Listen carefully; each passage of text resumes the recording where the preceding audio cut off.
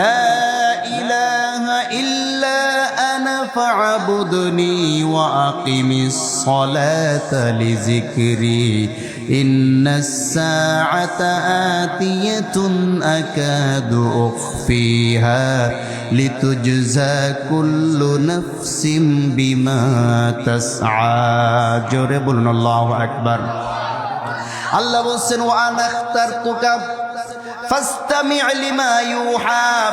মুসা, তুমি শান্তভাবে সতর্ক হয়ে দাঁড়াও, আর আমার পক্ষ থেকে যেই কথাগুলা বলা হবে এই কথাগুলা তুমি মনোযোগ দিয়ে শোনো। আমি তোমাকে এখন ওহী নাজিল করব। সুবহানাল্লাহ পড়েন। তাহলে মুসা আলাইহিস সালামের কাছে এখন ওহী নাজিল হবে। আল্লাহ বলেন ওহীর বাণী যখন নাজিল হবে ফাসতামি' লিমা ইউহা, ওহীর বাণী শুনতে হবে মনোযোগ সহকারে। আচ্ছা বলেন তো, আমি আপনাদের সামনে যেটা শোনাচ্ছি এটা কিসের বাণী? কথা বলছেন না কেন? নাকি কোনো কাহিনী শোনাচ্ছি, নাকি কোনো কিচ্ছা গল্প শোনাচ্ছি? কার বাণী শোনাচ্ছি?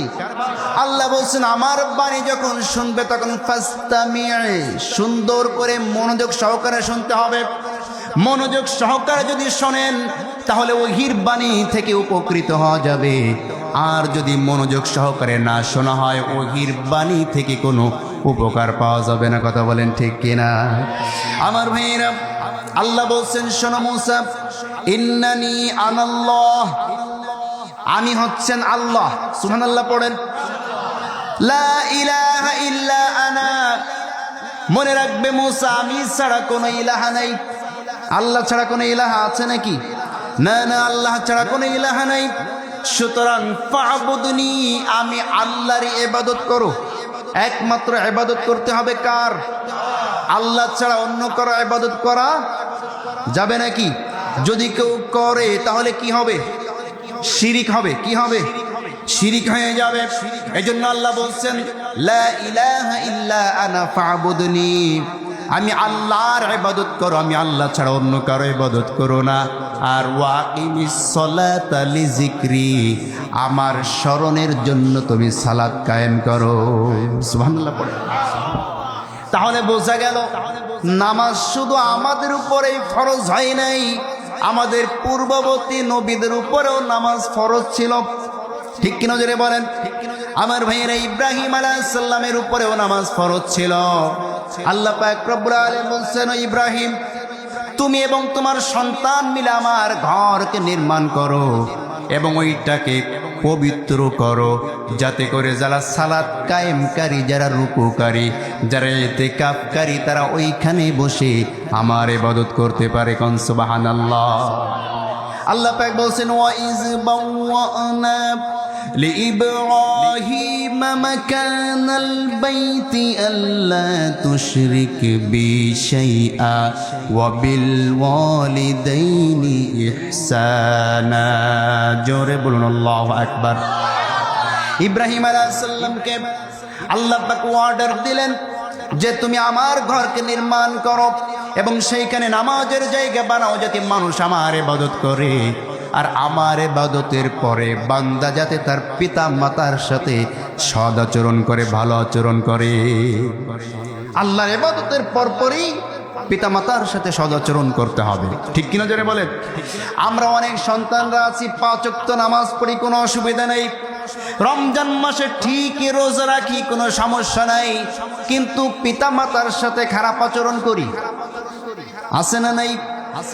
যতই নামাজ আপনি পড়েন না কেন, যত ভালো কাজ আপনি করেন না কেন, যদি পিতামাতার অবাধ্য সন্তান হিসাবে পৃথিবী থেকে বিদায় নিয়ে যান, পিতামাতা যদি অসন্তুষ্ট থাকে, আল্লাহর কসম করে বলছি কোনো ইবাদত আপনার কোনো কাজে লাগবে না।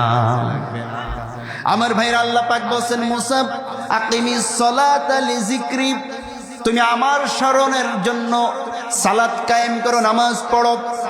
আর আমি তোমাকে আরো কয়েকটি বিষয় তোমাকে বলছি, ইন্নাস সাআতা আতিয়াতুন আকাদু খুফিহা লিতুজজা কুল্লু নাফসিম বিমা তাসআ।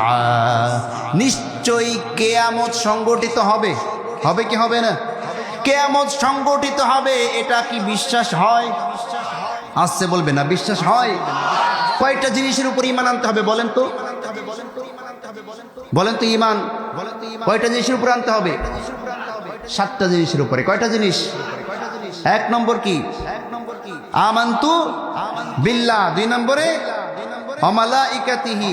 3 নম্বরে কুতুবিহি। 4 নম্বরে রুসুলিহি ওয়াল ইয়াউমিল আখিরি আল কদরি খায়রিহি ওয়া শাররিহি মিনাল্লাহি তাআলা ওয়াল বাসি বাদাল মাউত। এই 7টি বিষয়ের উপরে ঈমান আনতে হবে। শুধু ঈমান আনলেই হবে না, ঈমানটাকে ইয়াকিনের পর্যায়ে নিয়ে যেতে হবে। কিসের পর্যায়ে? আল্লাহ পাক সূরা বাকারার মধ্যে বলছেন ওয়াবিল আখিরাতি হুম ইউকিনুন। আল্লাহ কিন্তু এখানে ইউমিনুন বলেন নাই। আল্লাহ বলেন নাই যে ওয়াবিল আখিরাতি হুম ইউমিনুন। এই কথা আছে নাকি? কি আছে? ওয়াবিল আখিরাতি হুম ইউকিনুন। ইউকিনুন মানে কি? ইয়াকিন মানে কি? না না না, ঈমান মানে বিশ্বাস।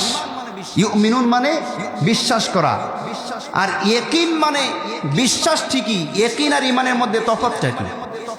এটা আমি সংক্ষিপ্ত আকারে আপনাদেরকে বোঝাচ্ছি। দেখেন, ইয়াকিন এবং ঈমান এই দুইটার মধ্যে পার্থক্য হচ্ছে, এইখানে পোস্টারে লেখা আছে যে আজকের মাহফিলের প্রধান বক্তা মাওলানা মুফতি ইমরান হুসাইন সাহেব ফরিদপুরি। আপনারা এই পোস্টার দেখেছেন না? কথা বলছেন, এই পোস্টার দেখেছেন? অথবা মাইকিং হয়েছে না মাহফিলের জন্য? মাইকিংয়ে বলা হয়েছে কিনা আজকে প্রধান বক্তার নাম? এটা শোনার পর এবং দেখার পরে আপনারা ঈমান এনেছেন, বিশ্বাস করেছেন যে জি হুজুর আসবে। এটা হচ্ছে বিশ্বাস। এটা কি?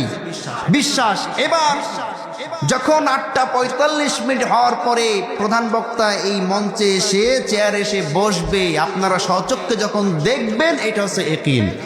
এটা কি? ইয়াকিন। কি কথা কি বুঝতে পেরেছেন? ঠিক তেমনি ভাবে গায়েবের উপরে আমাদের শুধু ঈমান আনলেই হবে না, ঈমানটাকে ইয়াকিন পর্যায়ে পৌঁছাইতে হবে। আমার ভাইরা, কেমনে ইয়াকিন পর্যন্ত পৌঁছাবো? আমরা তো ফেরেশতার উপর ঈমান আনি, ফেরেশতা তো দেখি না। কথা বলছে না? ফেরেশতা কি আমরা কেউ দেখেছি? তাই বলে কি ফেরেশতা নাই? আসছে বলবেন না, আছে নাকি? অবশ্যই ফেরেশতা আছে, কিন্তু এই ফেরেশতাকে দেখার মতো পাওয়ার আল্লাহ আমার চোখে দেন নাই। কিন্তু একটা প্রাণীর চোখে আল্লাহ পাক এই পাওয়ার দিয়ে দিয়েছেন, যেই প্রাণী ফেরেশতাকে দেখতে পায়। কোন সুবহানাল্লাহ। আল্লাহর নবী সাল্লাল্লাহু আলাইহি ওয়াসাল্লাম বলেন, তোমরা যখন মোরগের আওয়াজ শোনো, মোরগের ডাক শোনো। কিসের ডাক?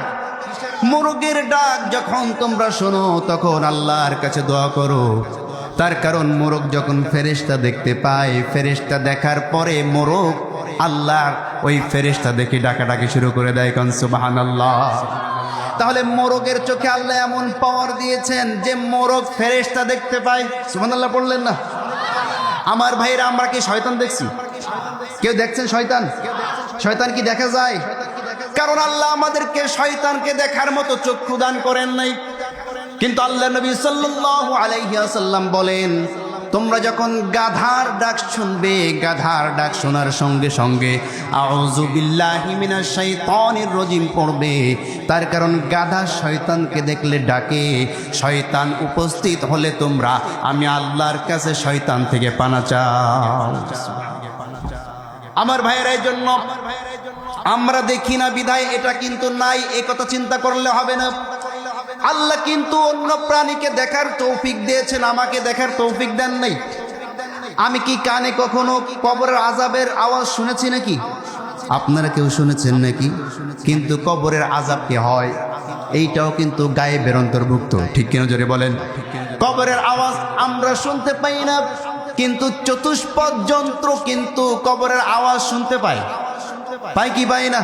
আল্লাহ নবী বলেন, তোমরা কবরস্থানে কবরের পাশে গবাদি পশুকে বেঁধে রেখো না। তার কারণ ওই কবরের বাসী, সে যদি অপরাধী হয়, সে যদি পাপী হয়ে যায়, আর তার উপরে যদি আযাব নাজিল হয়, তার ওই আযাবের চিৎকার, ভয়াবহ চিৎকার ওই পশু পাখি শুনতে পায়। এই কারণে তোমরা কবরের পাশে